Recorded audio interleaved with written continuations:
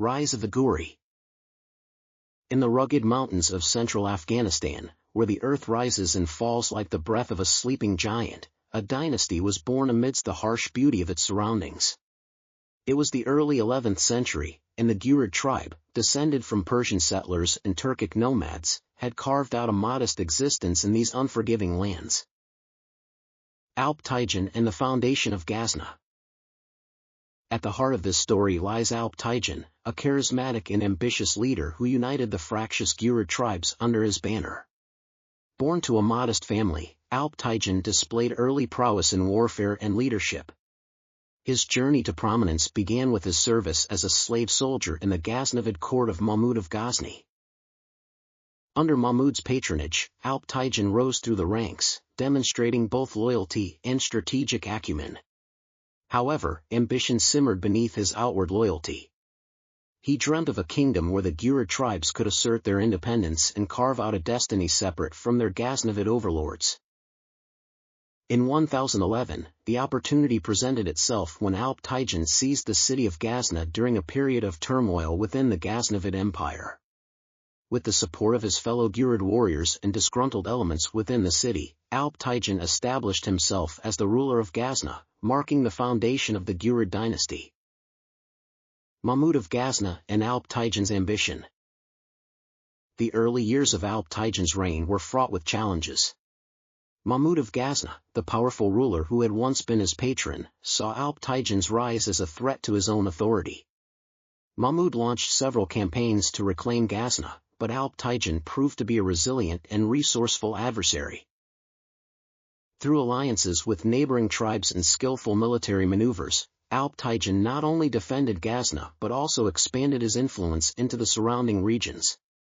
His rule was characterized by a blend of Persian administrative traditions and Turkic military strategies, laying the groundwork for the Ghurid state's future expansion. The reign of Sultan Baram Shah. Following Alp-Taijan's death, his son Sultan Baram Shah ascended to the throne of Ghazna. Baram Shah inherited a kingdom that had been significantly strengthened and expanded under his father's rule. Determined to consolidate Ghurid power, Baram Shah focused on stabilizing the realm and fostering economic prosperity. During Baram Shah's reign, Ghazna flourished as a center of trade and culture. The Sultan encouraged the arts, patronizing poets, scholars, and artisans who flocked to his court. Ghaznavid influence waned further, allowing the Ghurids to solidify their position as a regional power. The military exploits of Sultan Izz al-Din Husayn. The next significant ruler of the Ghouri dynasty was Sultan Izz al-Din Husayn, who ascended to the throne in 1146.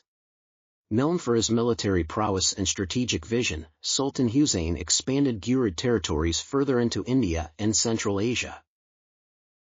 Under Sultan Husayn's leadership, the Ghurid army launched several successful campaigns against rival kingdoms, including the conquest of Lahore and Delhi in northern India. These conquests not only enriched the Ghurid treasury but also extended Ghurid influence across the Indian subcontinent. Decline and legacy of the Ghurids. By the late 12th century, the Ghurid dynasty began to face internal strife and external pressures. Rival factions within the Ghurid court vied for power, weakening the unity that had once defined the dynasty. In addition, the rise of the Khwarezmian Empire to the west posed a formidable threat to Ghurid territories in Persia and Central Asia.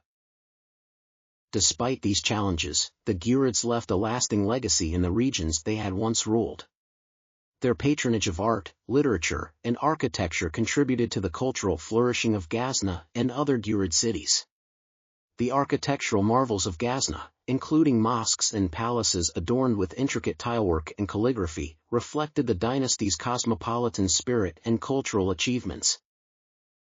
In conclusion, the Ghurid dynasty emerged from humble origins to become a significant power in medieval Central Asia and northern India. Through the leadership of figures like Alp-Taijan, Baram Shah, and Sultan Husayn, the Ghurids expanded their influence, fostered cultural growth, and left an indelible mark on the history of the region. As the sun sets over the rugged mountains of central Afghanistan, casting long shadows across the ancient ruins of Ghazna, the legacy of the Ghurid dynasty endures, a testament to the resilience and ambition of a people who forged their destiny amidst the clash of empires and the tumult of history.